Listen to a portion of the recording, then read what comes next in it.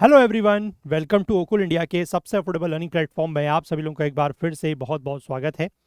25 जून 2026 और Indian express के daily news analysis के साथ मैं शांतनु सनवाल आपके सामने हाजिर हूँ। तो चलिए आज के इंपॉर्टेंट आर्टिकल्स जो हैं, जो यहाँ पर 3 आर्टिकल्स हमने लिस्ट किए हुए हैं, वो हम लोग डिस्कस करेंगे। लेकिन उससे पहले मैं आपको ये बता दूँ कि आप में से जो भी लोग 2027 के यूपीएससी प्रीलिम्स की तैयारी कर रहे हैं, तो उनके लिए सी सेट लाइव क्लासेस का बैच हम लोग लेके आ रहे हैं, जो कि 5 जुलाई से शुरू हो रहा है। सिर्फ 1799 में आपको ये बैच प्रोवाइड कराया जा रहा है। अगर आप 30 जून तक इस बैच में एनरोल करते हैं तो इसका लिंक नीचे आपको डिस्क्रिप्शन में मिल जाएगा, वहाँ के थ्रू जाके आप एनरोल कर सकते हैं। और अगर आपको कोई भी डाउट या क्वेरी होती है तो ये हमारा व्हाट्सएप नंबर है, इस नंबर पर आप हमसे कॉन्टैक्ट कर सकते हैं। ठीक है ना, कोई भी डाउट कोई क्वेरी है अगर आपको इस कोर्स के रिगार्डिंग, तो आप हमारा व्हाट्सएप नंबर है, इस पर कॉन्टैक्ट कर सकते हैं। और 5 जुलाई से ये क्लासेस जो हैं वो शुरू हो रही हैं। चलिए अब हम लोग जो है वो चलते हैं आज के न्यूज़पेपर पर और जो इम्पोर्टेंट आर्टिकल्स हैं वो देखते हैं। तो ये आज का देखिए, ये आज का न्यूज़पेपर है। और जैसे कि मैंने कल भी आप लोगों के साथ डिस्कस किया था कि यूएस के जो ट्रेड रिप्रेजेंटेटिव हैं, यूएसटीआर जो हैं, दैट इज़ जेमिसन ग्रियर, वो 2 दिन की इंडिया विजिट पर थे, भारत की यात्रा पर थे। और इस दौरान ये हमारे कॉमर्स मिनिस्टर जो हैं गोयल साहब, ठीक है, उनसे भी इन्होंने मुलाकात करी है, पीयूष गोयल से। और साथ ही साथ यहाँ पर आप देख सकते हैं कि वित्त मंत्री से भी इनकी मुलाकात हो रही है ना। तो अभी बातचीत वही चल रही है मार्केट एक्सेस को लेकर, नॉन टैरिफ बैरियर्स को लेकर। ठीक है, अब यहाँ पर एक बात इन्होंने दी है कि ये जो बातचीत है या जो ये डील होने वाली है, जो एक्सपेक्टेड है, उसमें इतना टाइम क्यों लग रहा है। ठीक है, तो यहाँ पर यही बताया गया है कि एक तो डिफरेंसेस ओवर हाई टैरिफ्स, कि अमेरिका ने जो भारत के ऊपर हाई टैरिफ लगा रहा है वो उसको लेकर थोड़ा सा मतलब नेगोशिएशन नहीं हो पा रहे हैं। एग्रीकल्चरल मार्केट एक्सेस को लेकर, जिसको लेकर हम कई बार ये बात कह चुके हैं कि एग्रीकल्चर को लेकर अगर मतलब अमरीकी प्रोडक्ट्स को अगर इंडिया के मार्केट में, एग्रीकल्चरल प्रोडक्ट्स को अगर इंडिया के मार्केट में एक्सेस दिया जाता है, तो it would be, you can say, very negative impact उसका होगा हमारे एग्रीकल्चर सेक्टर के ऊपर। ठीक है, या खासकर जो हमारे फार्मर्स हैं उनके ऊपर। इसके बाद ई कॉमर्स के रेगुलेशंस की बात है, और साथ ही साथ यहाँ पर जो हमारे एनर्जी और डिफेंस के टाइज हैं रशिया के साथ, उसके उसको लेकर यूएस जो है वो हमारे ऊपर प्रेशर बना रहा है। ठीक है, मतलब कि रशिया के साथ जो है वो संबंधों को थोड़ा सा कम किया जाए, चाहे वो एनर्जी के टर्म्स में हो चाहे डिफेंस के टर्म्स में हो। तो ये चीज़ें यहाँ पर हो रही हैं, इस वजह से थोड़ा टाइम लग रहा है। हालांकि उम्मीद ये की जा रही है कि जब अगले महीने, है ना, अगले महीने जो है ये इनका जो सेक्शन 301 है यूएस ट्रेड एक्ट का, उसको वो लागू करें, उससे पहले उम्मीद की जा रही है या उम्मीद है कि ये ट्रेड डील जो है वो हो सकती है। But let's wait and watch, देखते हैं कब ये ट्रेड डील होती है और इसमें क्या क्या पॉइंट्स निकल के आते हैं। फिलहाल हम लोग आगे बढ़ते हैं। यहाँ पर बीच के पेज में एक न्यूज़ दी गई है, ये वाली हम लोग आर्टिकल कवर करेंगे, उसके बाद फिर एक्सप्लेन पेज पर चलते हैं। एक्सप्लेन पेज पर आज आर्टिकल जो है वो काफ़ी इंपॉर्टेंट है। ठीक है, मॉनसून को लेकर आर्टिकल दिया हुआ है, तो वहाँ पर हम उसको डिटेल में डिस्कस करेंगे। यहाँ पर पहली बात ये लिखी गई है कि panel recommends an in principle nod for Kirthai two hydel project. ठीक है, तो यहाँ पर जो फॉरेस्ट एडवाइजरी कमेटी है ऑफ द एनवायरनमेंट मिनिस्ट्री, इसने इन प्रिंसिपल अप्रूवल दे दिया है for the diversion of 197 hectares of forest land. ठीक है, 197 हेक्टेयर्स की जो वन की भूमि है, यानी कि जो फॉरेस्ट की लैंड है, उसको यूज़ करके क्या बनाया जाएगा, 820 मेगावाट का किरथाई टू हाइड्रो इलेक्ट्रिक प्रोजेक्ट। ठीक है, पहली बात तो ये ध्यान रखिएगा कि ये जो किरथाई टू हाइड्रो इलेक्ट्रिक प्रोजेक्ट है, ये कौन सी नदी के ऊपर बन रहा है, that is in the Chenab river. ठीक है, ओवरऑल वो इंडस रिवर का बेसिन है, क्योंकि Chenab is also a part of the Indus river, tributary है उसकी, है ना। लेकिन चिनाब रिवर पर बन रहा है, ये ध्यान रखिएगा। ठीक है ना।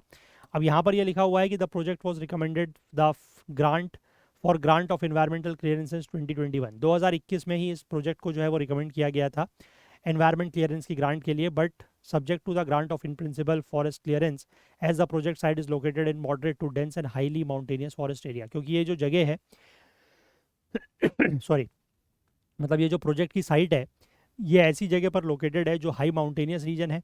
ठीक है ना, वहाँ पर मॉडरेट टू डेंस फॉरेस्ट है, इसीलिए फॉरेस्ट क्लियरेंस की ज़रूरत, मतलब फॉरेस्ट क्लियरेंस के लिए इसमें ज़रूरत थी। ठीक है, अब यहाँ पर यह लिखा गया है कि किरथाई 2 becomes the third hydroelectric project planned on the Chenab to receive approvals from the Environment Ministry since the suspension of the Indus Water Treaty। ठीक है, 2025 में आपको पता है कि जब ये पहलगाम वाला हमला हुआ था 2025 में, उसके बाद से इंडस वाटर ट्रीटी जो है उसको सस्पेंड किया गया है ना। तो उसके बाद ये तीसरा ऐसा प्रोजेक्ट बन गया है जिसको एनवायरमेंटल क्लियरेंस मिली है। Centre has moved to expedite hydel power projects installed और propose in the Indus basin since IWT's suspension. मतलब जब से ये इंडस वाटर ट्रीटी सस्पेंड हुई है पिछले साल, तब से जितने भी रुके हुए प्रोजेक्ट हैं या प्रपोज प्रोजेक्ट्स हैं उनको उनमें तेजी लाई जा रही है। ठीक है, यहाँ पर कुछ प्रोजेक्ट्स जो चेनाब रिवर के ऊपर प्रपोज्ड हैं उनका नाम दिया गया है, that is सवालकोट, Dulhasti 2, Ratle, Pakal Dul, Kwar, Kiru and Kirthai stage 1 and stage 2। ये सारे प्रोजेक्ट्स के नाम याद रखिएगा क्योंकि ये सारे के सारे प्रोजेक्ट जो हैं वो चेनाब रिवर के ऊपर बन रहे हैं। ठीक है ना। अब इंडस वाटर ट्रीटी के अकॉर्डिंग तो क्या प्रोविजन है, पता ही है कि जो इंडस रिवर सिस्टम की जो ईस्ट फ्लोइंग रिवर्स है, मतलब जो ईस्टर्न रिवर्स हैं आप कह सकते हैं, जैसे कि इंडस, झेलम और चेनाब, ठीक है, उनका पानी कंट्रोल करने की पावर किसके पास है? पाकिस्तान के पास। और वहीं जो वेस्टर्न रिवर्स हैं यानी कि रावी, ब्यास और सतलज, इनका पानी कंट्रोल करने की पावर किसके पास है? इंडिया के पास। ठीक है, आई होप बात क्लियर है। ये जो किरथाई 2 प्रोजेक्ट साइड है is a natural habitat of चिलगोजा पाइन ट्रीज। यहाँ पर चिलगोजा पाइन ट्रीज जो है वो भी पाए जाते हैं। ठीक है, अब यहाँ पर ये लिखा है कि even as multiple projects are proposed in the Chenab basin, the Jammu and Kashmir government has dispensed with the requirement of the cumulative impact assessment and carrying capacity in respect of Indus, Chenab and Jhelum rivers. ठीक है, हालांकि मतलब यहाँ पर ये लिखा गया है कि जो चेनाब बेसिन है, चेनाब रिवर का जो बेसिन है, वहाँ पर हालांकि मल्टीपल प्रोजेक्ट जो है वो प्रपोज्ड है, लेकिन उसके बावजूद जो जम्मू कश्मीर की सरकार है उसने ये मतलब जो आप कह सकते हैं कि क्यूमुलेटिव इम्पैक्ट असेसमेंट करना चाहिए। क्यूमुलेटिव इम्पैक्ट असेसमेंट का मतलब है कि इतने सारे प्रोजेक्ट से इस रिवर बेसिन में या उसके एडजॉइनिंग एरियाज में कितना असर पड़ेगा, टोटल कितना असर पड़ेगा, वो उन्होंने उसका प्रोविजन जो है वो खत्म कर दिया। मतलब ऐसा करने की ज़रूरत नहीं है उनके अकॉर्डिंग। ठीक है, और साथ ही साथ जो कैरिंग कैपेसिटी है, कैरिंग कैपेसिटी मतलब कि किसी रिवर पर आप कितने प्रोजेक्ट्स बना सकते हैं ऐसे, है ना, कितना प्रोजेक्ट्स को रिवर जो है वो बेयर कर सकती है, उसको भी उन्होंने खत्म कर दिया। और ये बेसिकली 3 रिवर के लिए किया गया। ये जो वही 3 रिवर्स हैं जिनको पाकिस्तान कंट्रोल करता है, that is Indus, Chenab and Jhelum. ठीक है, अब यहाँ पर एक और इंपॉर्टेंट पॉइंट दिया गया है कि ये जो प्रोजेक्ट है दैट इज किरथाई 2, ये run of the river project होगा। Run of the river project का मतलब है कि इसके लिए बहुत बड़ा कोई डैम वगैरह जो है वो नहीं बनाया जाएगा। ठीक है, बहुत बड़ा डैम अगर नहीं बनाया जाएगा तो उससे क्या होगा कि जो आसपास का एरिया है वो कम सबमर्ज होगा, यानी कि जो वहाँ पर से डिस्प्लेस्ड लोग हैं, यानी कि जो विस्थापित लोग हैं, उनकी संख्या कम होगी, है ना, क्योंकि ज़्यादा लोगों को वहाँ से डिस्प्लेस नहीं करना पड़ेगा। लेकिन इसका एक इशू या आप कह सकते हैं कि एक ड्रॉबैक या शॉर्टकमिंग ये है कि रन ऑफ द प्रोजेक्ट के केस में, क्योंकि ये पानी के फ्लो के ऊपर निर्भर करता है, मतलब जितना पानी रिवर में होगा उसी को वो थोड़ा बहुत डाइवर्ट करके उसी से वो टरबाइन वगैरह चला के बिजली पैदा करेंगे। तो ऐसे प्रोजेक्ट के केस में एक इशू ये होता है कि आपको हो सकता है कि कभी अगर नदी में पानी ज़्यादा है, ठीक है ना, हो सकता है कि कभी नदी में अगर पानी ज़्यादा है तो आप ज़्यादा अमाउंट में इलेक्ट्रिसिटी प्रोड्यूस कर सकते हैं। ठीक है ना, मतलब जो आप कह सकते हैं कि जो आपकी प्रोडक्शन कैपेसिटी है वो कहीं ना कहीं फ्लक्चुएट कर सकती है। ठीक है, वहीं अगर कोई बड़े डैम्ड प्रोजेक्ट्स होते हैं तो उनके केस में ऐसा नहीं है, उसमें आप कंटिन्यूस सप्लाई ऑफ वाटर और you can say the continuous production, है ना, आप वो कर सकते हैं। ठीक है, अब यहाँ पर ये ध्यान रखिएगा कि इसकी जो ओरिजिनल प्रपोज्ड कैपेसिटी है वो 930 मेगावाट थी और नाउ इसको रिड्यूस करके 820 मेगावाट कर दिया गया है। तो प्रेजेंट में इसको कहा जाएगा कि it is a 820 megawatt project. ठीक है, अब इस प्रोजेक्ट को इम्प्लीमेंट कौन कर रहा है? इस प्रोजेक्ट को इम्प्लीमेंट कर रहे हैं by the Chenab valley power projects limited. ठीक है, ये बेसिकली जो NHPC है, that is national hydro electric power corporation, और Jammu Kashmir state power development corporation limited, इनका एक जॉइंट वेंचर है ये। ठीक है, इनका एक जॉइंट वेंचर है, ये ध्यान रखिएगा। ये कोई मतलब इंडिविजुअल कोई कंपनी इसको नहीं बना रही है ना। इसके बाद यहाँ पर ये लिखा हुआ है कि जो किरथाई 1 है is located upstream and Kiru project is located downstream of the Kirthai 2 project. यानी कि ये 3 प्रोजेक्ट जो है that is Kirthai 1, Kiru and Kirthai 2, ये तीनों एक तरीके से आप कह सकते हैं कि अगर आप नॉर्थ टू साउथ चलते हैं या आप स्ट्रीम टू डाउन स्ट्रीम चलते हैं चेनाब रिवर में, तो सबसे पहले ऊपर कौन सा है? किरथाई 1, उसके बाद आएगा किरथाई 2 और फिर सबसे नीचे आएगा किरथाई, सबसे नीचे आएगा कीरू। ठीक है, ये ध्यान रखिएगा। इसमें यह लिखा गया है कि 121 मीटर का हाई कॉन्क्रीट ग्रेविटी डैम जो है वो बनाया जाएगा in the Padder tehsil of Kishtwar district. ये भी ध्यान रखिएगा कि जम्मू कश्मीर के किश्तवाड़ रीजन में ये बन रहा है। Total of 8723 trees are to be felled. ठीक है, इसके प्रोजेक्ट साइट के लिए इतने पेड़ों को जो है वो काटा जाएगा, है ना। यहाँ पर डेंस फॉरेस्ट है जिसमें पाइन की प्रजातियां हैं, चीड़ के जो पेड़ हैं वो हैं, सिल्वर फर हैं, ओक हैं, है ना, या फिर इस तरीके की जो ब्रॉड लीफ ट्रीज हैं वो यहाँ पर पाई जाती है। यहाँ पर कौन कौन सी एनिमल स्पीसीज पाई जाती है? दैट इज हिमालयन तार, Asiatic black bear, Himalayan brown bear, Asiatic ibex, ये सारी चीज़ें। ठीक है, यहाँ पर मिनिस्ट्री के पैनल ने यह भी डायरेक्ट किया है कि implementation of a wild life biodiversity management plan and habitat management plan including animal passage plan. ठीक है, मतलब ये सारे के सारे प्लान्स जो हैं इनको भी यहाँ पर इम्प्लीमेंट करने की ज़रूरत है, ठीक है, ताकि वाइल्ड लाइफ की जो बायोडाइवर्सिटी है ना, उसको किस तरीके से मैनेज किया जाए, उसको बहुत ज़्यादा नुकसान ना हो, एनिमल्स का जो हैबिटेट वगैरह है उसको भी नुकसान ना हो, साथ ही साथ एनिमल के पैसेज का भी प्लान होना चाहिए। तो ये सारी चीज़ें यहाँ पर करने को कही गई हैं, ठीक है, याद रखिएगा, इंपॉर्टेंट हो सकता है, that is Kirthai 2 hydro electric project, ठीक है। चलिए, क्वेश्चन इसके बेस पर अभी हम लोग आगे देखेंगे। फिलहाल हम लोग आगे चलते हैं और एक्सप्लेन पेज पर जो आर्टिकल्स हैं उनको डिस्कस करते हैं, ठीक है। हालांकि ये आर्टिकल जो है वो पूरा एक ही मतलब हेडिंग के अंडर में दिया हुआ है, बट दो आर्टिकल्स यहाँ पर हैं। एक तो हम बात करेंगे अपने देश में मानसून की, और इस बार मानसून की स्थिति जो है वो अभी तक मतलब काफ़ी कमज़ोर लग रहा है, काफ़ी मानसून अभी तक, तो उसमें बात करेंगे। और एक यूरोप में भी हीट वेव की कंडीशंस बनी हुई है, तो क्यों ऐसा हो रहा है और वो क्यों स्ट्रगल कर रहे हैं कोप करने से, वो भी सब देखेंगे, ठीक है। देखो, तो सबसे पहले यहाँ पर लिखा हुआ है कि अभी पिछले एक हफ्ते से लगभग ये स्थिति बनी हुई थी कि मानसून जो है वो काफ़ी ज़्यादा इनएक्टिव हो रहा था पिछले एक हफ्ते से लगभग, ठीक है। लेकिन फाइनली जो है वो मंडे से इसमें थोड़ा सा स्ट्रेंथ गेन की है और ये मोमेंटम गेन किया है। अब ये धीमे धीमे आगे को बढ़ रहा है ना। महाराष्ट्र में अगर हम बात करें तो इस सीज़न की सबसे अच्छी जो बारिश है, मतलब पहली अच्छी बारिश जो है वो कब हुई है, ट्यूसडे के दिन, ठीक है। लेकिन जो मानसून का बिहेवियर रहा है इस महीने यानी कि जून में, उसने चिंताएं रेस की हैं, कंसर्न्स रेस किया है कि that the season might be even drier than predicted. एक तो पहले ही बताया जा रहा था कि इस बार का जो मानसून है वो थोड़ा सा उसमें बारिश कम होगी, ठीक है। उसके पीछे एक रीज़न ये बताया जा रहा था कि जो second half of the monsoon होगा, यानी कि जून से लेकर सितंबर तक जैसे हमारे देश में मानसून के सीजन होते हैं, ठीक है, तो ये बताया गया था कि लगभग आप कह सकते हैं कि जुलाई के बाद से एल नीनो का इफेक्ट देखने को मिलेगा, है ना। और एल नीनो के इफेक्ट से क्या होता है कि मानसून की बारिश कम हो जाती है। एक तो ये तो पहले से ही प्रेडिक्शन था, लेकिन जो स्थिति अभी हमें जून के महीने में देखने को मिली है उससे ये लग रहा है कि जितना प्रेडिक्शन किया गया था उससे भी बारिश कम होगी, ठीक है। आप देखते हैं आगे ऐसा क्यों लिखा गया है। अब यहाँ पर यही लिखा गया है कि June was suppose to be among the relatively better rainfall months, ठीक है। मतलब इस इन 4 महीनों में जो बारिश हमारे वहाँ होती है जून से सितंबर तक, उसमें ये माना जा रहा था कि जून में तो बारिश ठीक ठाक होगी, ठीक है।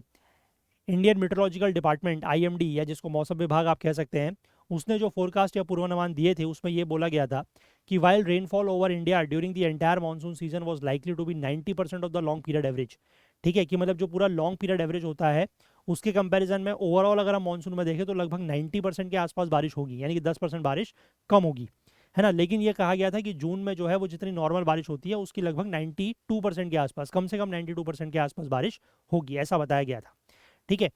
अब मैंने आपको पहले ही बताया कि जो इक्वेटोरियल पैसिफिक ओशन है वहाँ पर अल नीनो के फिनोमेना की वजह से इस बार बारिश कम होनी थी, ये तो पहले से पता था, है ना।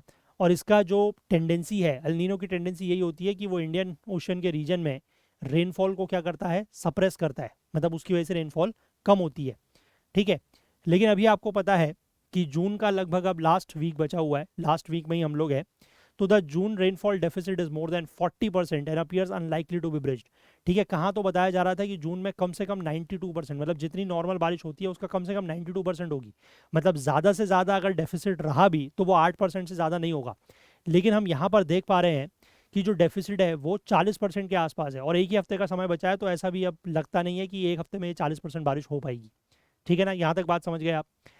इसके बाद यहाँ पर यह लिखा हुआ है कि आईएमडी ने जो कल अपना बुलेटिन जारी किया है उसमें ये बोला है कि low to moderate rainfall activity in the areas covered by the monsoon, ठीक है, which is only around half of the country's land mass. मतलब जहाँ पर भी मानसून आ चुका है वहाँ पर भी बारिश कैसी होगी, सिर्फ लो टू मॉडरेट, बहुत ज़्यादा बारिश वहाँ पर नहीं हो रही है, ठीक है। और वो भी अभी देश के आधे हिस्से में मानसून आया हुआ है, ठीक है। जनरली इस समय तक अगर हम बात करें, जून का लास्ट वीक चल रहा है, इस समय तक जनरली एंटायर कंट्री यानी कि पूरे देश में मानसून जो है वो कवर कर लेता था, बट इस बार ऐसा देखने को अभी तक नहीं मिला है, ठीक है।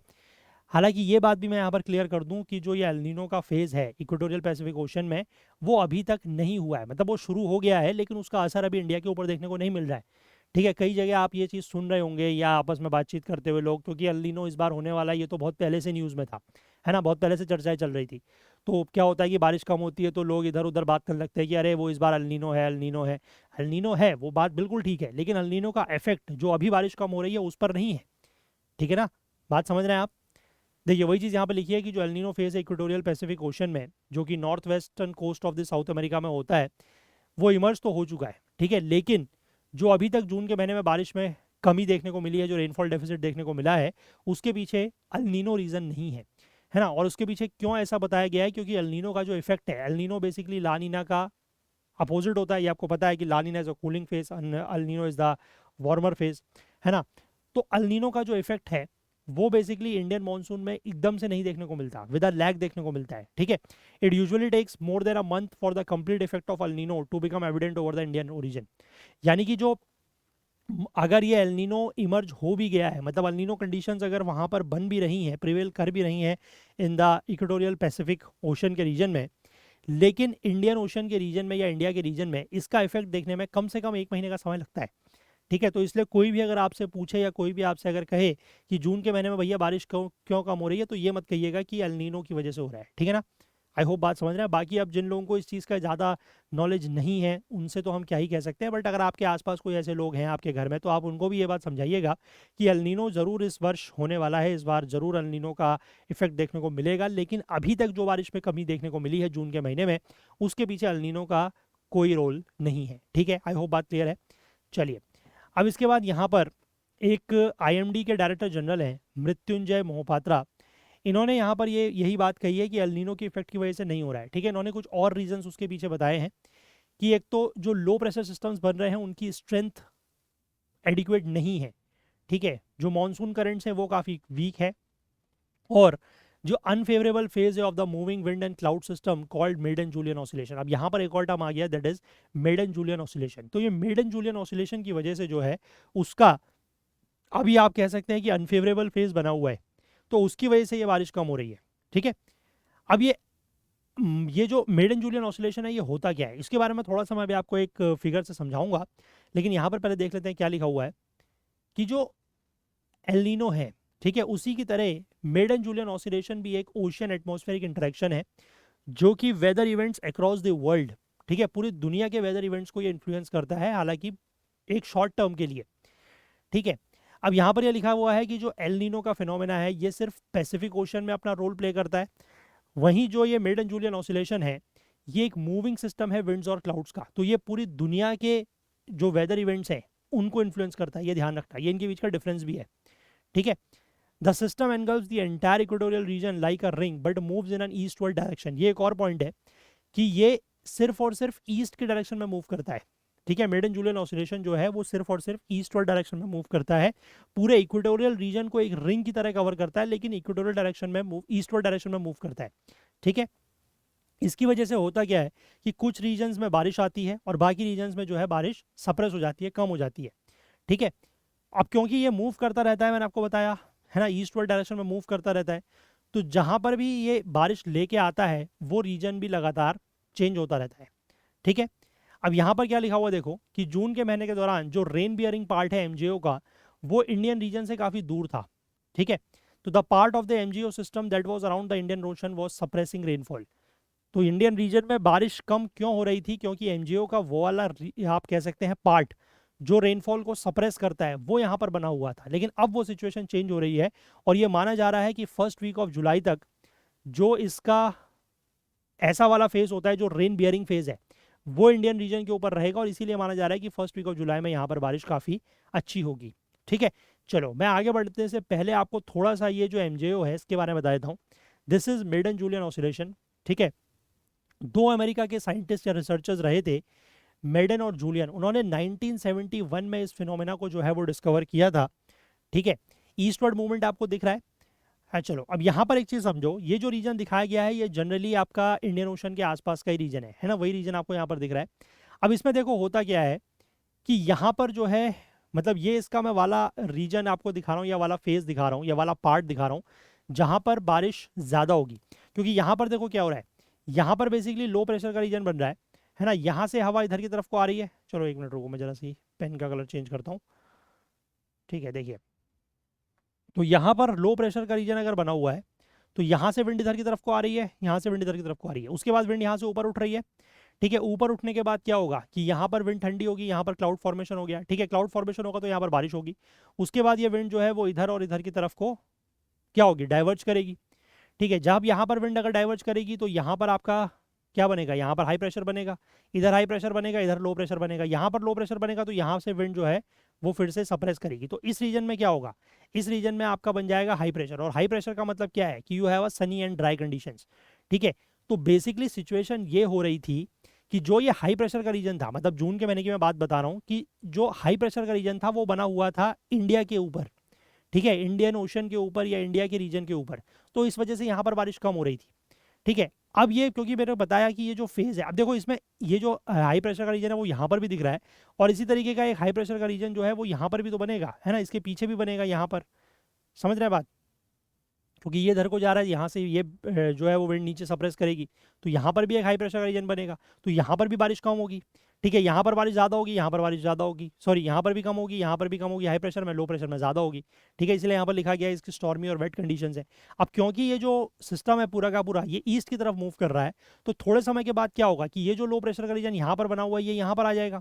ठीक है, फिर थोड़े टाइम के बाद यहाँ पर आ जाएगा, तो इस तरीके से ये मूव करता रहेगा।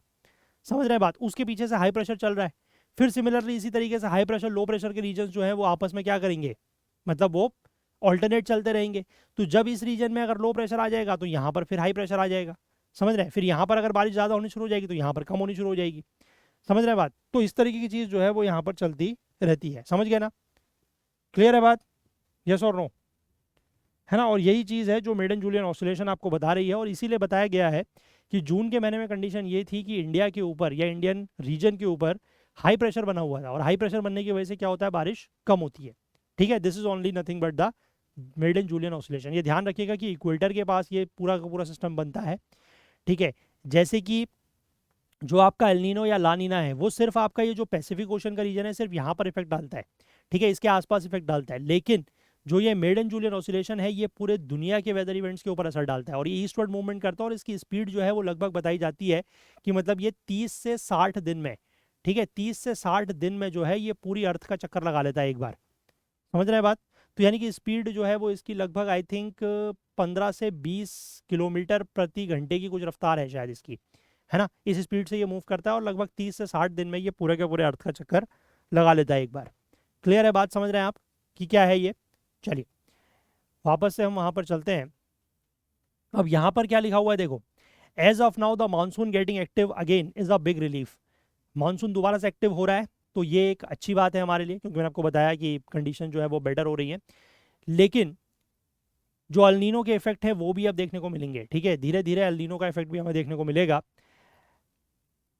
As of now almost 75% of the country's land area has more than 20% rainfall deficiency, यानी कि अभी की अगर हम प्रेजेंट की सिचुएशन बताएं तो पूरे देश का 75%, 75% ऐसा एरिया है जहां पर 20% या उससे ज़्यादा रेनफॉल की डेफिशिएंसी है, मतलब 20% या उससे ज़्यादा क्या हुआ है, बारिश कम हुई है।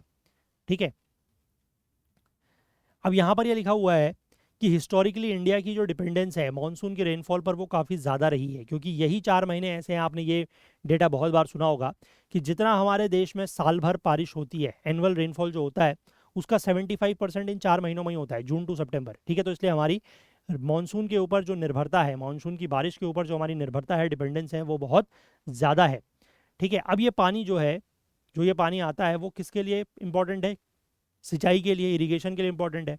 ठीक है, ग्राउंड वाटर के रिचार्ज के लिए इंपॉर्टेंट है, साथ ही साथ जो नेचुरल वाटर बॉडीज़ हैं जैसे कि रिवर, लेक, उनमें वाटर रिप्लेनिश करने के लिए ज़रूरत है। ठीक है, हाइड्रो पावर जनरेट करने के लिए भी ज़रूरी है, और जो हमारे रिजर्वॉयर्स हैं उनमें रिजर्व मेंटेन करने के लिए भी ये पानी ज़रूरी है। ठीक है, अगर मान लीजिए मानसून ख़राब होता है या मानसून में कभी अगर बारिश कम होती है तो इससे क्या नुकसान होगा, जो एग्रीकल्चरल प्रोडक्टिविटी है वो कम हो जाएगी। ठीक है, पावर जनरेशन प्रभावित होगा। अब ऑब्वियसली बात है, एग्रीकल्चरल प्रोडक्टिविटी अगर हैम्पर करेगी तो फूड सिक्योरिटी पे भी खतरा आएगा। ठीक है, साथ ही साथ फार्म की जो इनकम है वो कम हो जाएगी, रूरल डिमांड कम हो जाएगी, है ना, और जो ओवरऑल इकोनॉमिक ग्रोथ है उस पर भी कहीं ना कहीं असर पड़ेगा, नेगेटिव इम्पैक्ट पड़ेगा, है ना, समझ रहे हैं बात। अब लेकिन जब पिछली बार ऐसा कभी हुआ था कि पर्टिकुलरली बैड मानसून रहा था, तो ट्रेन्स का इस्तेमाल करके ऐसे इलाके जहाँ पर बहुत ज़्यादा सूखा पड़ रहा था वहाँ पर ट्रेन्स का इस्तेमाल करके जो है वो पीने का पानी या ड्रिंकिंग वाटर ट्रांसपोर्ट करना पड़ा था। ठीक है, लेकिन यहाँ पर ये लिखा है कि ओवर द ईयर्स, यानी कि पिछले कुछ वर्षों में ये कोशिश की गई है, ये प्रयास किया गया है कि इंडिया की जो डिपेंडेंस है मानसून के ऊपर उसको थोड़ा सा कम किया जाए। ठीक है, हालांकि जो लैंड अंडर इरिगेशन है वो तो चेंज नहीं हुई है, कि मतलब जितने ज़मीन में जितना आप कह सकते हैं कि एग्रीकल्चरल लैंड में इरिगेशन की ज़रूरत है वो तो ज़मीन कम नहीं हुई है, लेकिन इसमें कुछ और इम्प्रूवमेंट्स किए गए हैं। ठीक है, जैसे कि यहाँ पर लिखा गया है कि अब bulk of the work under the rural employment scheme has been aimed at developing infrastructure related to rain water harvesting, water storage and conservation. ये बेसिकली वही जो रूरल एम्प्लॉयमेंट स्कीम है जो पहले से मनरेगा हुआ करती थी, है ना, या एमजी नरेगा हुआ करती थी, जो अब VBG रामजी वाली हो गई है, विकसित भारत, है ना, ग्रामीण रोजगार एम्प्लॉयमेंट स्कीम जो अब हो गई है वो, ठीक है ना, आजीविका मिशन जो है वो, उसी के अंतर्गत जितना भी मैंने आपको बात पहले भी बताई है कि जितने भी उसके अंतर्गत मतलब ज़्यादातर जो काम हो रहा है वो काम इसीलिए हो रहा है कि इस तरीके का इंफ्रास्ट्रक्चर डेवलप करना है, रेन वाटर हार्वेस्टिंग से रिलेटेड, वाटर स्टोरेज या कंजर्वेशन से रिलेटेड, ठीक है। ऑफिशियल रिपोर्ट्स ये दिखाती हैं कि there is an improvement in the ground water situation in the last few years, पिछले कुछ सालों में जो ग्राउंड वाटर की स्थिति है, ठीक है, जो ग्राउंड वाटर यानी कि भूजल की जो स्थिति है उसमें भी सुधार हुआ है। और साथ ही साथ सोलर और विंड इलेक्ट्रिसिटी की इमरजेंस से हाइड्रो पावर के ऊपर जो निर्भरता है वो भी थोड़ा सा कम हुई है, ठीक है। तो ये सारे फैक्टर्स हैं। अब यहाँ पर ये लिखा है कि with the rainfall this season expected to be lowest in at least a decade, इस बार की जो बारिश है, ठीक है, वो इतना तो आप मान के चलिए, इतना तो बताया भी जा रहा है कि कम से कम पिछले एक दशक की सबसे कम बारिश जो है वो इस साल होगी। तो इस दौरान इंडिया की जो रेजिलियंस है वो टेस्ट की जाएगी, मतलब बिल्कुल रेजिलियंट टेस्ट होगी कि हम कितना इस तरीके की अनफेवरेबल सिचुएशन से निपटने के लिए तैयार हैं, ठीक है। अब लेकिन पिछले 2 सालों में काफ़ी अच्छी बारिश हुई है, तो इसकी वजह से जो हमारे मेजर रिजर्वॉयर्स हैं उनका लेवल ठीक ठाक बना हुआ है, ठीक है, वहाँ पर लेवल बहुत कम नहीं है। The rapid increase in renewable capacity is reducing the reliance on hydro power, वही जिसमें आपको ऊपर बताया कि सोलर और विंड के हमारी कैपेसिटी बढ़ रही है, तो उसकी वजह से हाइड्रो पावर के ऊपर हमारी निर्भरता कम हो रही है। और साथ ही साथ जो स्टोरेज लेवल्स हैं रिजर्वॉयर में वो भी प्रिजर्व हो पा रहे हैं। And there are indications that timely forecast of a potential bad monsoon prompted farmers to sow kharif crops amid pre-monsoon showers। तो इस बार क्योंकि काफ़ी पहले से ये फोरकास्ट या पूर्वानुमान दे दिया गया था कि इस बार का मानसून जो है वो ज़्यादा अच्छा नहीं रहेगा, बारिश कम होगी, तो इसकी वजह से किसानों ने जो खरीफ की फसल होती है, जिसको जनरली ये मानसून के समय पर जिसकी बुआई होती है, सोइंग होती है, उसको प्री मानसून शावर्स के द्वारा के समय पे ही जो है वो सो कर लिया गया है। तो इससे बहुत ज़्यादा नुकसान जो है वो देखने को नहीं मिलेगा। मतलब ये कुछ ऐसे आप कह सकते हैं कि पॉइंट्स हैं या ऐसे कुछ फैक्टर्स हैं जो जो हम क्या कर रहे हैं, हम अपनी रेजिलियंस जिसके थ्रू शो कर रहे हैं, है ना, कि अगर बारिश कम होती भी है तो वी आर रेजिलियंट इनफ कि हम इन सिचुएशंस को या इन अनफेवरेबल कंडीशंस को टैकल कर सकें, ठीक है। आई होप बात क्लियर है।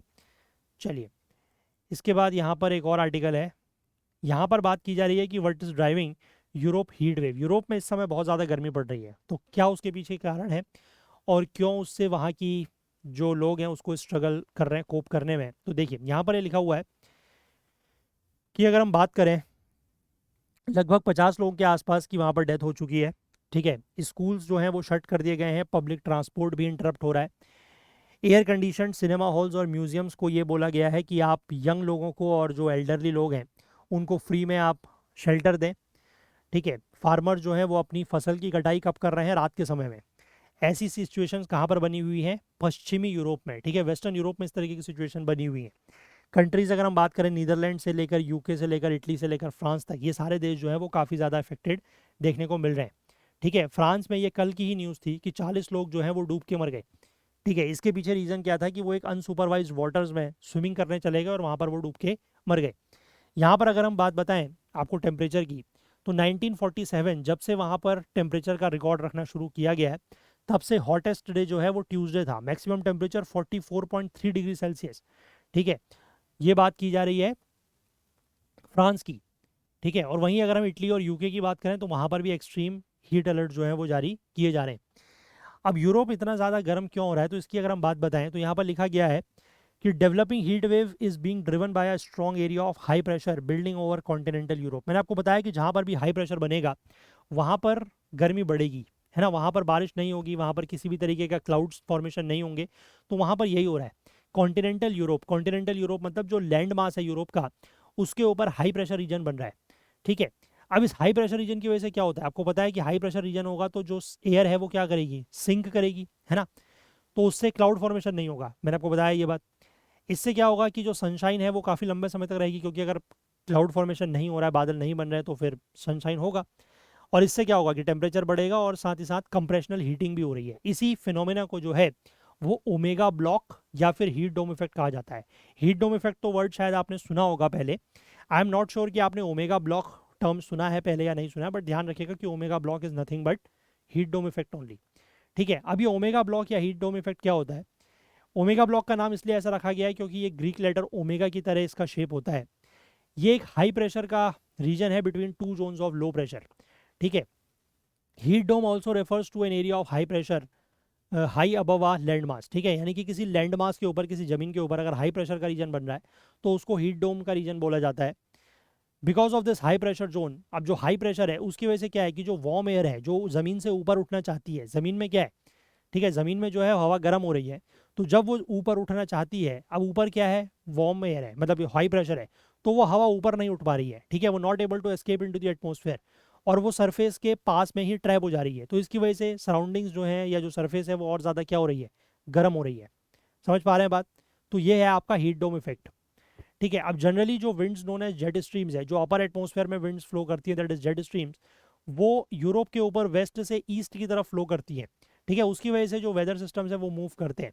लेकिन this study flow has now been disrupted, ये जो स्टडी फ्लो होता है फ्रॉम ईस्ट टू वेस्ट की तरफ, वेस्ट टू ईस्ट की तरफ, ये थोड़ा सा डिसरप्ट हो रहा और हुआ है, और उसकी वजह से ये ओमेगा शेप्ड एयर फ्लो या जो ये हीट डोम इफेक्ट है वो देखने को मिल रहा है। ठीक है, अब यहाँ पर यह लिखा हुआ है कि इस स्पेसिफिक वेदर पैटर्न को अगर हम साइड में रखें थोड़ी देर के लिए, तो यहाँ पर यह लिखा है कि इन जनरल भी यूरोप जो है वो पिछले कुछ समय से बहुत तेज़ी से गर्म हो रहा है। उसके पीछे कारण है क्लाइमेट चेंज या जलवायु परिवर्तन की वजह से। अगर हम 2025 के एडिशन की बात करते हैं of the European state of the climate, ये एक एनुअल रिपोर्ट है जिसको Copernicus climate change services and world meteorological organisation publish करता है। उसके 2025 के एडिशन या संस्करण में ये कहा गया कि 1980s के बाद से यूरोप जो है वो ग्लोबल एवरेज के कंपैरिजन में ट्वाइस गर्म हो रहा है, मतलब जितना दुनिया में गर्मी बढ़ रही है, यूरोप में गर्मी उसके ट्वाइस यानी कि डबल रफ्तार से बढ़ रही है। इसीलिए ये फास्टेस्ट वार्मिंग कॉन्टिनेंट बनता जा रहा है। ठीक है, हीट वेव जो है वो बहुत ज़्यादा फ्रीक्वेंट हो रही हैं, सीवियर भी हो रही है, ठीक है, और एक्सट्रीम रेनफॉल की वजह से क्या हो रहा है, कैटास्ट्रॉफिक इवेंट्स हो रहे हैं, है ना। एक्सट्रीम रेनफॉल हो रही है मतलब बहुत ज़्यादा बारिश हो रही है, तो उसकी वजह से कैटास्ट्रॉफिक इवेंट्स या फ्लड जैसी कंडीशन देखने को मिल रही है। ठीक है, ग्लेशियर जो है वो मेल्ट हो रहे हैं, और क्लाइमेट चेंज की वजह से जो बायोडाइवर्सिटी है वो भी काफ़ी ज़्यादा अफेक्टेड हो रही है, जो कि सस्टेनेबल फ्यूचर के लिए बहुत ज़रूरी है या वाइटल है ना। इसके बाद यहाँ पर इन्होंने ये भी कहा है कि हाई रेट ऑफ इंडस्ट्रियलाइजेशन के अलावा urban heat island where highly concretised urban areas heat up faster, fracking for oil and gas and other human activities, Europe is also suffering from something called the albedo effect. ठीक है, पहले यहाँ तक समझते हैं। यहाँ पर मतलब एक तो हाई रेट ऑफ इंडस्ट्रियलाइजेशन हो रहा है, ठीक है, उसकी वजह से ऑब्वियसली बात है पॉल्यूशन बढ़ रहा है तो क्लाइमेट चेंज हो रहा है ना, टेम्परेचर्स बढ़ रहे हैं। Urban heat islands, urban heat islands का मतलब है कि जो अर्बन एरियाज हैं वहाँ पर आपने देखा होगा कि सड़कें वगैरह जो होती हैं वो हाईली क्या होती हैं, कंक्रीट की बनी होती है ना। जैसे रूरल एरियाज और अर्बन एरियाज की सड़कों में क्या अंतर होता है, रूरल एरियाज की सड़कें जो हैं वो मिट्टी की हैं, ठीक है, तो उसके ऊपर अगर गर्मी पड़ भी रही है, अगर धूप की रोशनी पड़ रही है, अगर सनलाइट पड़ रही है, तो वो उसको एब्जॉर्ब कर ले रही है, ठीक है। लेकिन यहाँ पर क्या हो रहा है, मतलब वो उसको एब्जॉर्ब उतना ज़्यादा नहीं कर रही है, वो ठंडी रह रही है। बट यहाँ पर क्या हो रहा है अर्बन एरियाज में, जो ये कंक्रीट की सड़कें हैं, ठीक है, या जो कंक्रीट के स्ट्रक्चर्स हैं, वो हीट को बहुत ज़्यादा एब्जॉर्ब कर ले रहे हैं, ट्रैप कर ले रहे हैं, तो उसकी वजह से वो गर्म हो जा रहे हैं बहुत ज़्यादा। ठीक है, साथ ही साथ ऑयल और गैस के लिए फ्रैकिंग की जा रही है। फ्रैकिंग करने का मतलब होता है कि जो ज़मीन में आप मतलब ऑयल और गैस के एक्सट्रैक्शन के लिए जो आप ड्रिलिंग वगैरह करते हैं, जो पूरा ऑयल एक्सट्रैक्शन की प्रोसेस होती है, गैस एक्सट्रैक्शन की जो प्रोसेस होती है वो हो रही है। साथ ही साथ कुछ और ह्यूमन एक्टिविटीज़ भी हैं, उसकी वजह से भी ये गर्मी बढ़ रही है। और साथ ही साथ यहाँ पर एक और इशू देखने को मिल रहा है, that is known as the albedo effect. Albedo effect का मतलब ये होता है कि किस तरीके से कोई भी सरफेस जो है वो सनलाइट को रिफ्लेक्ट कर रहा है, ठीक है ना। जितना ज़्यादा कोई भी सरफेस किसी भी मतलब सनलाइट को रिफ्लेक्ट करेगा, उतना वो क्या होगा, रिफ्लेक्ट करेगा तो वो ठंडा रहेगा। ठीक है, अब देखो यहाँ पर ये लिखा गया है कि एकमात्र ऐसा रीजन या एकमात्र ऐसा एरिया दुनिया में जो यूरोप से ज़्यादा गर्म हो रहा है वो है आर्कटिक। ठीक है, जहाँ पर मेल्टिंग ग्लेशियर जो है वो बहुत तेज मेल्ट कर रहे हैं। क्योंकि ग्लेशियर क्या होते हैं, देखो जो ग्लेशियर्स हैं यानी कि जो वाइट आइस है वो काफ़ी ब्राइट होती है, और उसका एल्बिडो बहुत ज़्यादा होता है, तो वो हीट को बहुत तेज़ी से रिफ्लेक्ट कर देती है। अगर हीट को वो रिफ्लेक्ट करेगी तो मतलब हीट ऑब्जर्व नहीं हो रही, और हीट अगर एब्जॉर्ब नहीं हो रही है तो इसका मतलब वो गर्म नहीं हो रहे हैं। ठीक है, लेकिन अब क्या हो रहा है, देखो अगर ग्लेशियर मेल्ट हो रहे हैं तो ग्लेशियर के नीचे क्या होगा, पानी होगा, है ना। जो ग्लेशियर है उसके ऊपर, मतलब जैसे आप मान लीजिए कोई वाटर सरफेस है, उसके ऊपर बर्फ जमी हुई है, अगर वो बर्फ उबर की पिघल गई तो नीचे तो पानी है। अब पानी जो है उसका एल्बिडो बहुत कम होता है, पानी जो है वो हीट को क्या कर लेता है, एब्जॉर्ब कर लेता है। ठीक है, तो इसी को बोला गया है darker Arctic waters. Darker water का मतलब यही होता है कि जो पानी आपका आइस कवर के नीचे है, ऊपर की आइस पिघल गई तो नीचे का पानी क्या कर रहा है, अब वो वाटर जो है वो हीट को एब्जॉर्ब कर रहा है। ठीक है, वाटर हीट को एब्जॉर्ब कर रहा है, तो उसकी वजह से जो आसपास का यूरोप है वो भी गर्म हो रहा है। ठीक है, अब यूरोप जो है वो इस हीट से इतना ज़्यादा सफ़र क्यों कर रहा है भाई? हीट तो मतलब 44 डिग्री टेम्परेचर बताया गया है, तो इंडिया में तो इतना होता ही है, ठीक है, लेकिन ये इतना ज़्यादा सफ़र क्यों कर रहे हैं? देखो, यहाँ पर यही लिखा हुआ है कि दुनिया के ज़्यादातर हिस्से जो है वहाँ पर रूटीनली 40 डिग्री सेल्सियस से ऊपर टेम्परेचर जाता रहता है, और वो फिर भी कंटिन्यूसली नॉर्मली फंक्शन करते रहते हैं। जैसे इंडिया की हम बात कर लेते हैं, है ना। अब लेकिन वहाँ का जो टेम्परेचर है, उसकी वजह जो ये इतना ज़्यादा टेम्परेचर अगर 40 डिग्री हो रहा है, तो उसकी वजह से वहाँ पर इतनी प्रॉब्लम्स क्यों हो रही हैं? Why are they so it is so debilitating for Europe? Debilitating का मतलब है कि वो इससे इतना ज़्यादा कमज़ोर क्यों हो रहे हैं। देखो, इसके पीछे रीज़न ये बताया गया है कि Europe's struggle with increasingly intense heat waves reflect a deeper mismatch between the rapidly evolving climate realities and the system design for different era. ठीक है, वहाँ के जो सिस्टम्स हैं वो इस तरीके के नहीं है जो इस तरीके की कंडीशन के लिए डिज़ाइन किए गए हों। ठीक है, ज़्यादातर जो यूरोप का इंफ्रास्ट्रक्चर है या वहाँ की जो अर्बन प्लानिंग है या जो पब्लिक हेल्थ आर्किटेक्चर है, वो हिस्टोरिकली डेवलप की गई है फॉर टेम्परेट क्लाइमेटिक कंडीशंस। ठीक है, जहाँ पर जो रेजिलियंस है वो बिल्ड की जाती है अराउंड कोल्डर वेदर पैटर्न्स। मतलब उन्होंने जो अपने इंफ्रास्ट्रक्चर वगैरह बनाए हैं, है ना, वो किस लिए बनाए हैं? जो उनकी अर्बन प्लानिंग है वो किस लिए है? कि वो ठंडे से कैसे निपट सकें, उसके लिए बनाया हुआ है उन्होंने। ठीक है, अब लेकिन प्रॉब्लम क्या है कि ठंड वहाँ पर उतनी ज़्यादा पड़ नहीं रही है, क्योंकि क्लाइमेट चेंज की वजह से ये इशूज़ चेंज हो रहे हैं, मतलब ये पैटर्न चेंज हो रहा है। तो हीट वेव जो है वो ज़्यादा फ्रीक्वेंट हो रही है, ज़्यादा लॉन्गर चल रही है, ज़्यादा सीवियर हो रही है ना। तो इसकी वजह से जो ये स्ट्रक्चरल वल्नरेबिलिटीज़ हैं ये ज़्यादा एक्सपोज हो रही हैं। ठीक है, that existing adaptation measures have not fully addressed. तो जो ये एग्जिस्टिंग एडेप्टेशन मेजर्स हैं वो उसको अडेप्ट नहीं कर पा रही है, क्योंकि उन्होंने बनाया वो अलग तरीके के लिए, उससे वह है ना, मतलब अलग सिचुएशन से निपटने के लिए। यहाँ पर सिचुएशन अलग हो गई है, तो वो क्या कर रहे हैं? तो इसके बाद यहाँ पर ये लिखा गया है कि urban heat retention, ageing population and uneven preparedness capacities across states further amplify these risk. ठीक है, एक तो अर्बन में हीट रिटेन हो रही है, वही मैंने आपको बताया, वो अर्बन हीट आइलैंड इफेक्ट हो रहा है। फिर वहाँ की जो पॉपुलेशन है, अब ऑब्वियस सी बात है कि एल्डर पॉपुलेशन को इश्यूज थोड़ा सा ज़्यादा फेस करने पड़ते हैं, और प्रिपेयर्डनेस कैपेसिटीज़ उनकी अनइवन है, तो इसकी वजह से उनके जो खतरे हैं वो ज़्यादा बढ़ रहे हैं। ठीक है, ज़्यादातर वेस्टर्न यूरोप्स में जो एयर कंडीशनर्स हैं are far from the norm, मतलब वहाँ पर एयर कंडीशनर्स का इस्तेमाल वो लोग नहीं के बराबर करते हैं। ठीक है, होम्स को, घरों को इस तरीके से बनाया जाता है कि वहाँ पर हीट को जो है वो अंदर ट्रैप किया जाए, क्योंकि ठंडे इलाके हैं।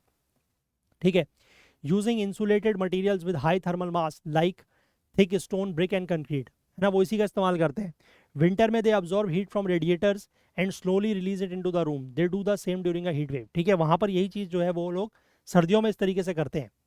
that there is a fact that western Europe get more hours of sunlight than say a place like India। अब ये भी एक इशू है कि वेस्टर्न यूरोप में जो सनलाइट है वो ज़्यादा समय तक रहती है in places compare to India.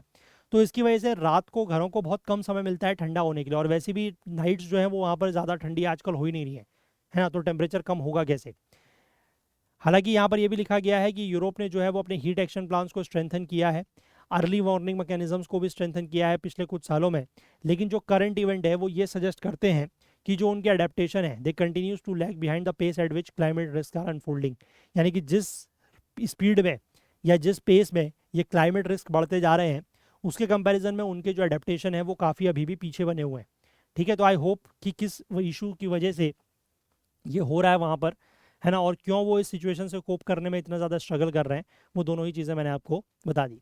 ठीक है, चलिए अब हम लोग जो है वो आज के जो क्वेश्चंस हो सकते हैं वो देख लेते हैं।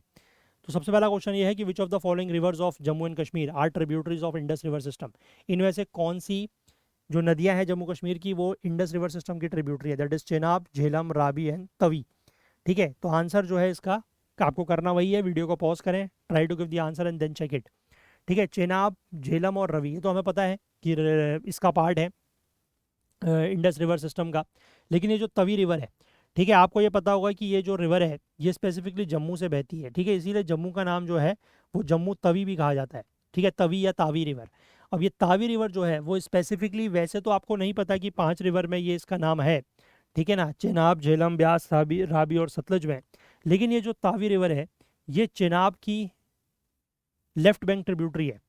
तो ठीक है, तो इसलिए इस के अकॉर्डिंग ये जो है वो भी इंडस रिवर सिस्टम का पार्ट बनती है। तो correct answer will be option C.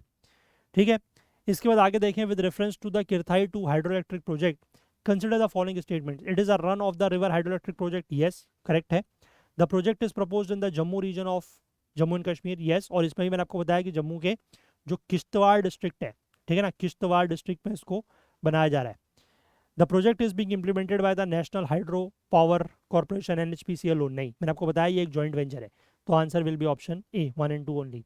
Next है, with reference to the Indian summer monsoon, consider the following statements.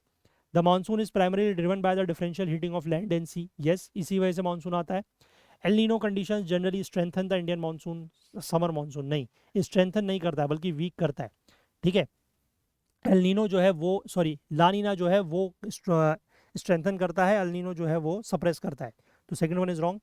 The monsoon contributes more than 70% of India's annual rainfall. Yes, around 75% के आसपास करता है. तो 1 and 3 are correct. Second is wrong. Answer will be option B. इसके बाद which of the following factors can contribute to the increasing frequency and intensity of heat waves in Europe and other regions. ठीक है, Europe और उसके आसपास के regions में कौन से ऐसे फैक्टर्स हैं जो वहाँ की फ्रीक्वेंसी और इंटेंसिटी ऑफ हीट वेव्स को बढ़ा रहे हैं. Climate change due to green house gas emissions, yes, है ना.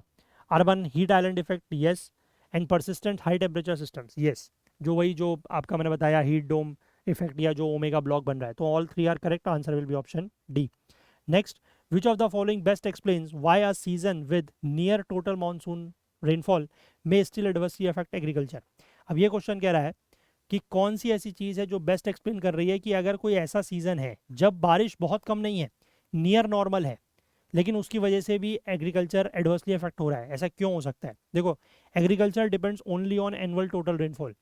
तो ऐसा तो ज़रूरी नहीं है कि एनुअल एंड टोटल रेनफॉल का मतलब तो है कि साल भर में कितनी बारिश हो रही है, वो कब हो रही है, कैसे हो रही है ना, उसके ऊपर एग्रीकल्चर डिपेंड नहीं करेगा कि सिर्फ टोटल एनुअल रेनफॉल के ऊपर डिपेंड करेगा, नहीं. दूसरा लिखा हुआ है कि temporal and special distribution of rainfall is as important as the total amount received. Yes, कि कब बारिश हो रही है ना, किस जगह पर हो रही है, ये भी इंपॉर्टेंट है. ये भी उतना ही इंपॉर्टेंट है जितना टोटल अमाउंट रिसीव्ड. तो this is correct. Third one से excessive rainfall always increases product agricultural productivity, कि हमेशा अगर ज़्यादा बारिश होती है तो एग्रीकल्चरल प्रोडक्टिविटी बढ़ती है. नहीं, हमेशा नहीं, ऑलवेज नहीं होता ये चीज़, है ना. क्योंकि कभी कभार ऐसा भी हो सकता है कि ज़्यादा बारिश होने की वजह से बाढ़ वगैरह आ जाए तो एग्रीकल्चरल प्रोडक्टिविटी को फिर इफेक्ट होगा. And ground water availability is independent of the monsoon rainfall. This is also कर रॉन्ग. ठीक है, ग्राउंड वाटर अवेलेबिलिटी तो डायरेक्टली डिपेंडेंट है मानसून रेनफॉल के ऊपर. जितना ज़्यादा बारिश होगी उतना ज़्यादा ग्राउंड वाटर रिचार्ज होगा. तो दिस इज ऑल्सो रॉन्ग. तो answer will be option B. ठीक है, चलिए. तो यही सारे आर्टिकल्स थे, यही क्वेश्चन थे जो आज हमें डिस्कस कर रहे थे. अगर आप 2027 के लिए सी सेट पढ़ना चाहते हैं तो हमारा बैच शुरू हो रहा है 5 जुलाई से. 1799 में आपको ये बैच हम प्रोवाइड कर रहे हैं. लिंक नीचे डिस्क्रिप्शन में दिया हुआ है. और कोई भी डाउट या क्वेरी होती है तो इस नंबर पर आप हमसे कांटेक्ट कर सकते हैं व्हाट्सएप पे. ठीक है, चलिए. तो आज के लिए इतना ही. हमारे ये आर्टिकल्स, आपको हाईलाइटेड आर्टिकल जो है वो करंट अफेयर्स ओकुल टेलीग्राम चैनल पर मिल जाएंगे. इसका लिंक नीचे डिस्क्रिप्शन में दिया हुआ है, वहाँ से आप इसको ज्वाइन कर सकते हैं. या फिर आप टेलीग्राम में करंट अफेयर्स ओकुल सर्च करके भी ज्वाइन कर सकते हैं. और बाकी कोई भी डाउट्स या क्वेरीज होती हैं तो आप हमारे जो कमेंट सेक्शन है उस पर अपने क्वेश्चन लिख सकते हैं. वीडियो अगर आपको पसंद आ रहे हैं तो शेयर ज़रूर करें, लाइक ज़रूर करें.